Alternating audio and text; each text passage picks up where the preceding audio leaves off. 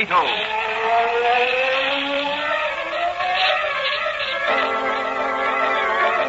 Sweeping down upon the underworld to smash gangland comes the mysterious, all-powerful character who is a problem to the police, but a crusader for law. In reality, Dan Garrett, a rookie patrolman, loved by everyone, but suspected by none of being the Blue Beetle. As the Blue Beetle, he hides behind a strange mask and a suit of impenetrable blue chain armor, flexible as silk, but stronger than steel.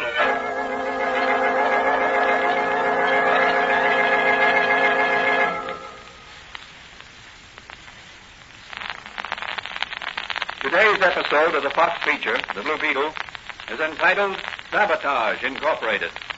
Throughout the country, foreign spies and saboteurs are busy trying to prevent the shipment of war munitions to countries with whom their native country is at war. Near York City is located Explosives Incorporated, one of the largest manufacturers of munitions in the country. Every night, trainloads of munitions leave their factory for some secret destination. As our story opens, Officer Manigan and Patrolman Dan Garrett, who is really the Blue Beetle, are investigating a mysterious telephone call from Wentworth B. Charles, president of Explosives Incorporated, who lives at the Monaco apartment. Well, here we are at Charles' apartment. Push the button, Danny.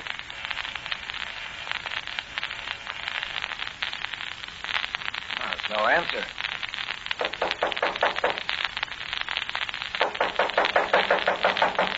Well, let's break in the door. Now, we'd better call the superintendent. He'll have a pass key. Is something wrong, officer? Who are you?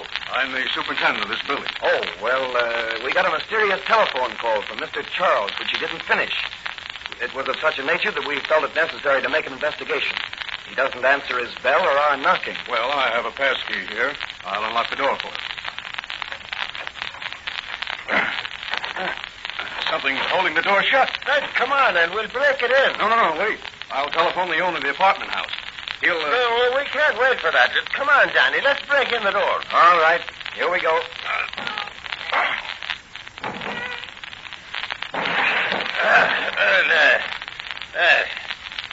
Well, there's nobody here.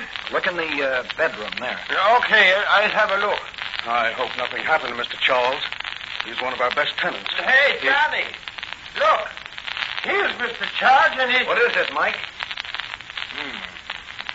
Is he dead? I think so. Look, there, over his heart. A wound. Yeah, right through his pajamas. 22 bullets, I'd bet. No, it's a stab wound. That's Mr. Charles, all right. Is he dead? Yes. Who could have done it?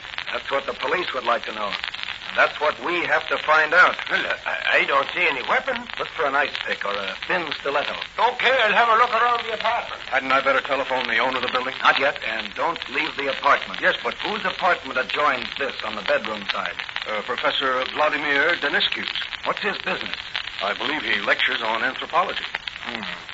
Does he live alone? He has a male secretary who lives with him, I believe. Who lives on the other side, next to the living room? Oh, that apartment is vacant. Did Mr. Charles live alone? Yes. Apparently, Mr. Charles was killed while he was phoning. The receiver is still off the hook there, and his body is lying in front of the telephone table. Yes, it looks that way. Well, say, I can't find any sign of a dagger or ice pick anywhere. There's an electric icebox in the kitchen, so I don't think Mr. Charles would be needing an ice pick himself. What about the windows? They're all locked. Any fire escape? Nope. It's a 14-story drop to the street on all sides. How many floors above this, Superintendent? 15. Any other entrances to this apartment? Only a service door in the kitchen. Yeah, I looked at that.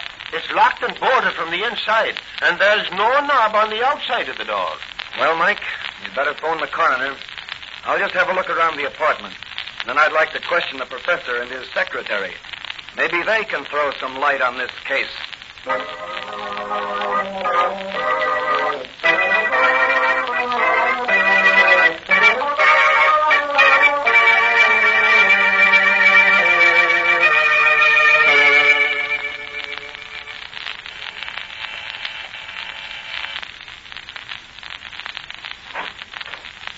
Good evening, Professor. Good evening. What can I do for you? This officer would like to ask you some questions. There's been some trouble next door, and the police are interested in getting some information. Won't you come in, please? Thanks. Now, what is it you would like to know, officer? I am sure I cannot be of any assistance to you. Did you hear any commotion or unusual noise tonight in Mr. Charles' apartment? No, nothing. In fact, I have been so busy with my studies that I doubt if I would have heard any noise coming from anywhere. When I am doing my research work, I concentrate very deeply. Do you have any children, Professor? Me? Oh, no, officer. I am not married. That gun there, do you use that in your research? Oh, that belongs to my secretary. He is off tonight. He bought it for his little boy. It is an air rifle, hardly strong enough to... Do what? I mean, it has the appearance of a real gun, but it would be no good for hunting game other than small birds, I assure you. Here, have a look. Yes, I can see you're right. I presume a BB shot from this air rifle would hardly have enough force behind it to kill a man. Kill a man? Has someone been killed? Yes, Professor. Mr. Charles, your next-door neighbor, was murdered less than an hour ago.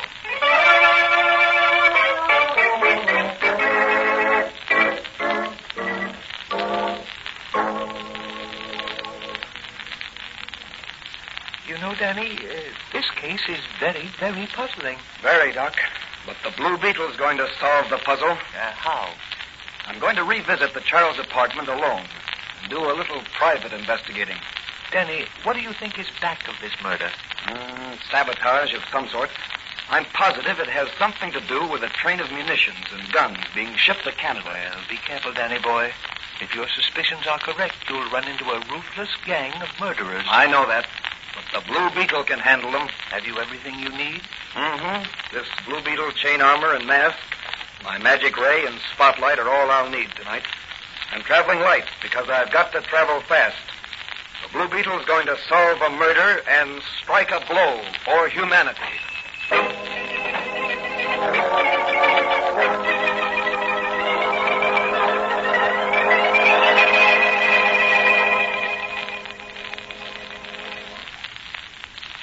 Well, here's Mr. Charles' bedroom. The body's been removed, but nothing else has been disturbed in the bedroom here.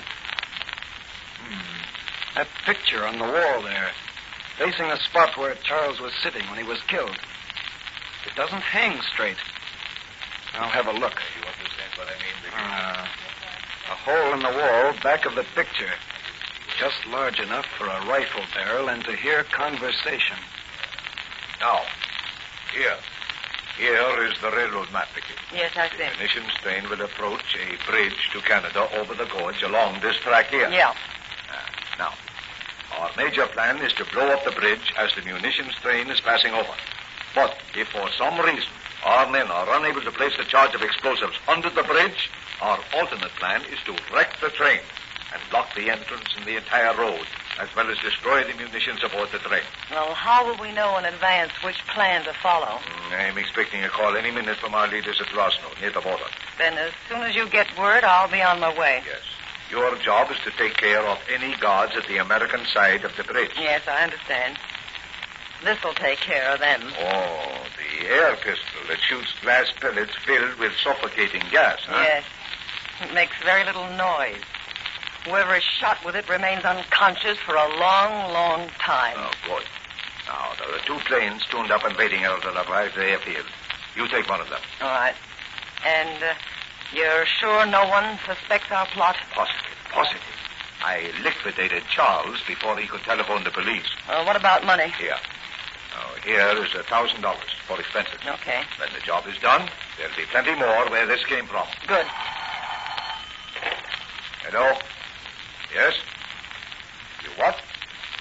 Yes, we're ready at this end. Wait. Here's Igor now. Just a minute. I'll ask him. Well, what about it, Igor? The munition train is loaded and will pull out for Canada in 10 minutes. Hello. Rinaldo. Igor informs me that the train will pull out in 10 minutes. Yes, all right. Everything is moving smoothly. We'll be with you soon. Goodbye. What's that? I can't imagine what that could... Oh, that's the Blue Beetle. Yes, the Blue Beetle, and he's going to nip. You have an ingenious method of entering, Mr. Blue Beetle. Did you by any chance fly to my window? And just what do you want? I overheard your whole plot from the next apartment and crawled along the ledge outside the window. Then he knows... Everything. And I'm going to turn you over to the police. All of you. Get away from that phone, Professor, or I'll burn you with my magic ray. Oh, no, you won't, Blue Beetle, because you won't be able Put to. down that gun. Shoot the gate. There. That'll fix Mr. Blue Beetle. Let us get out of here. That gas is making me sick. And what about the Blue Beetle? We'll tie him up and take him down to the freight yard and put him aboard the munition train. The Blue Beetle will have a rude awakening sometime in the early morning hours.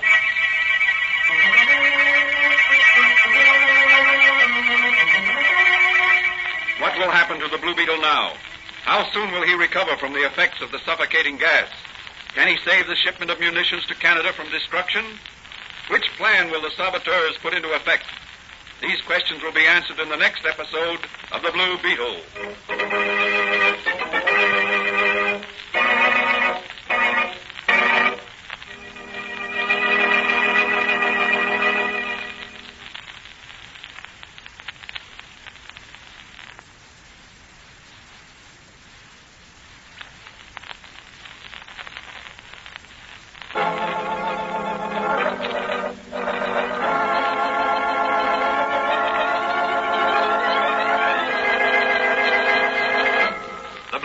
Is a copyrighted Fox feature appearing in Mystery Men Comics magazine and the Blue Beetle magazine.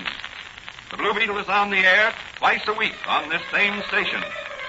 Consult the broadcast schedule in your local newspapers. And don't forget to listen in to the Blue Beetle.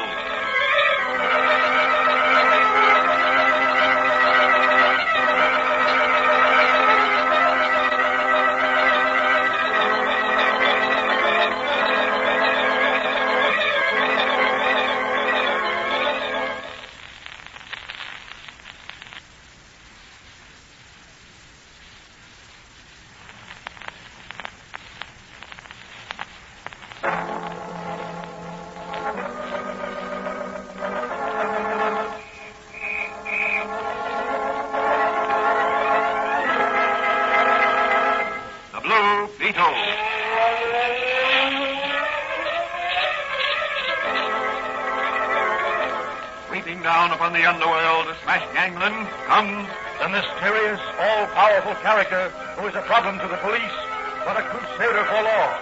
In reality, Dan Garrett, a rookie patrolman, loved by everyone, but suspected by none of being the Blue Beetle. As the Blue Beetle, he hides behind a strange mask and a suit of impenetrable blue chain armor, flexible as silk, but stronger than steel.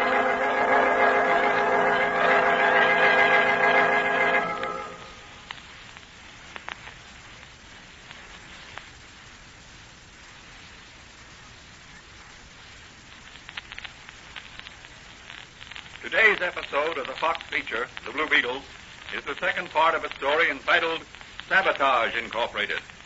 In the previous episode, Wentworth B. Charles, president of Explosives, Incorporated, has been stabbed to death, apparently with an ice pick, as he was phoning the police about a shipment of munitions. Investigation discloses no murder weapon and no clues to the killer. All doors and windows of the Charles apartment were securely locked and bolted from the inside. A later secret investigation by Dan Garrett as the Blue Beetle discloses that the occupants of an adjoining apartment, a Professor Danescu and his male secretary, are part of a sabotage ring whose purpose is to destroy a trainload of explosives and war munitions as it passes over the Rocky Gorge Bridge from the United States to Canada. As the Blue Beetle confronts them, he is rendered unconscious by a suffocating gas shot from an air pistol by a young girl named Vicky, one of the conspirators. As the episode ends, the conspirators plan to dispose of the Blue Beetle by dumping his bound and unconscious body aboard the munitions train, which is to be destroyed. As our story opens today, Vicky is on her way in a private plane to Rosno, near the Canadian border, to supervise operations at the bridge. The professor and Igor are to follow as soon as they dispose of the Blue Beetle.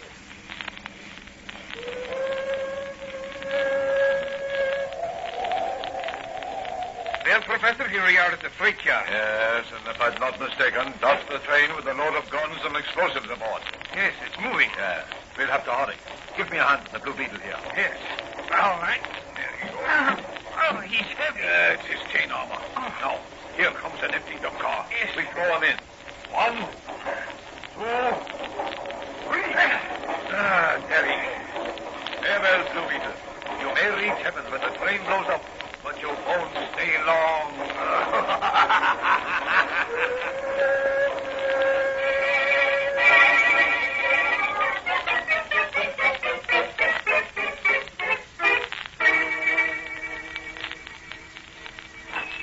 Oh, hello, Doc France. Have you seen Donnie? No, not for some time. Have you got any idea what he might be? He said something about working on this explosive. Yeah, that's what I thought, but I ain't seen him. What's that, Mike, in your hand? A present for your youngster? Oh, that's an air rifle. I found it in the apartment next to where Charles was killed. Oh, find anything else? Well, nothing much except this. Any idea what it might be, Doc?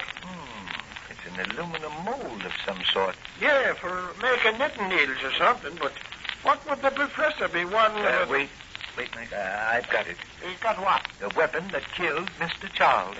What do you mean, Doc? That aluminum mold was filled with water and placed in an electric refrigerator.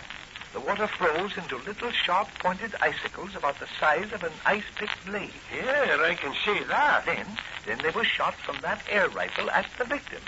Even though the air rifle looked innocent enough, it is a particular type with sufficient air propulsion to make those needle-pointed icicles penetrate deep into the victim's body where they melted, leaving no trace. But how could the murderer get to him?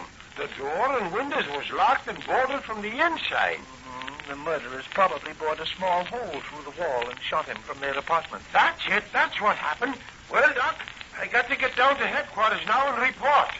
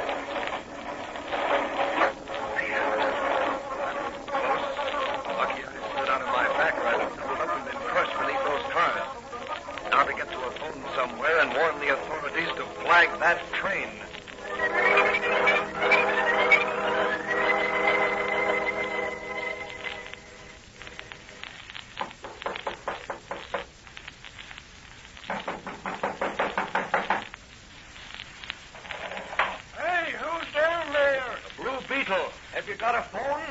The blue what? And we ain't got a phone. Where's the nearest telephone? 5 miles down the road. Jed Hawkins' place. Thanks. But he ain't home. Where can I get a car? The trolleys don't run out this far. You get a bus in the morning. Afraid I can't wait. How far is the border? About 20 miles. I've got to get there in a hurry. Who are you running away from? Not running away. I'm trying to prevent a crime. Well, I could drive you out to Rosno in the morning. Where's the nearest airport? Rosno. 10 miles. Drive me to the airport tonight, and you'll be a hero in the morning. So will you be if you live through my driving. I'll be down soon as I get my boots on and my store teeth in.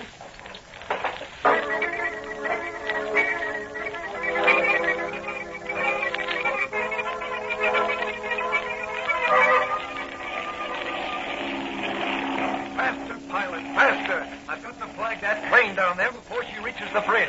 She's too close. Can't make it. Can't bring that train to a stop in less than a mile.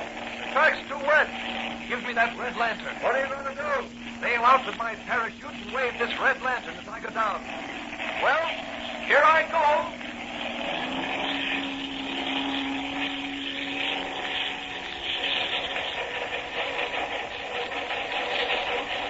Well, we're almost to the bridge, Sam. Yeah, 5 more miles and our job will be done. And glad I'll be.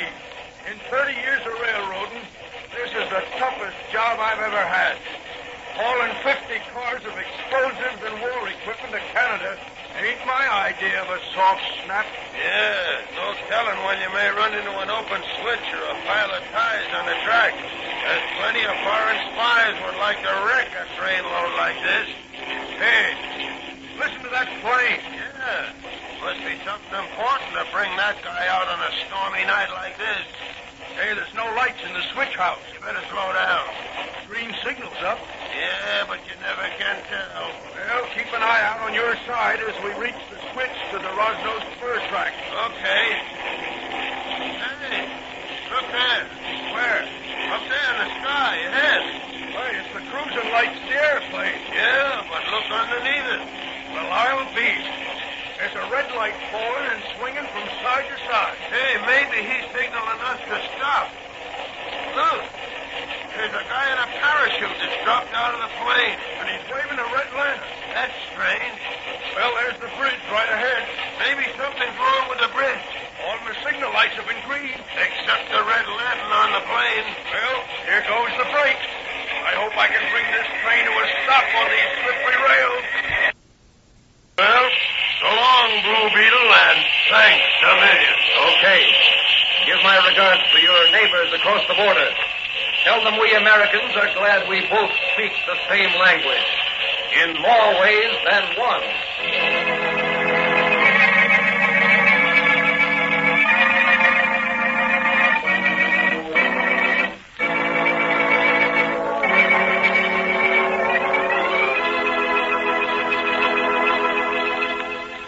And so the Blue Beetle prevented a frightful tragedy and through sheer nerve outwitted a clever band of foreign saboteurs and murderers. The moral of this story is that there never will be the perfect crime. Crimes like the murder of Mr. Charles, no matter how strangely and cleverly done, will always be found out and the guilty punished. Further adventures of the Blue Beetle will be presented in the next episode of the Blue Beetle.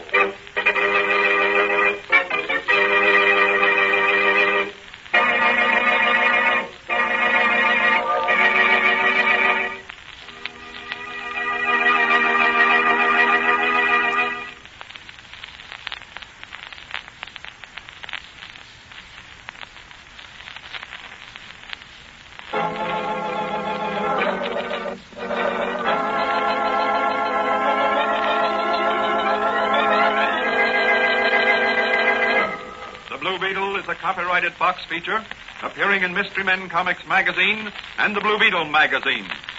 The Blue Beetle is on the air twice a week on this same station. Consult the broadcast schedule in your local newspapers. And don't forget to listen in to the Blue Beetle.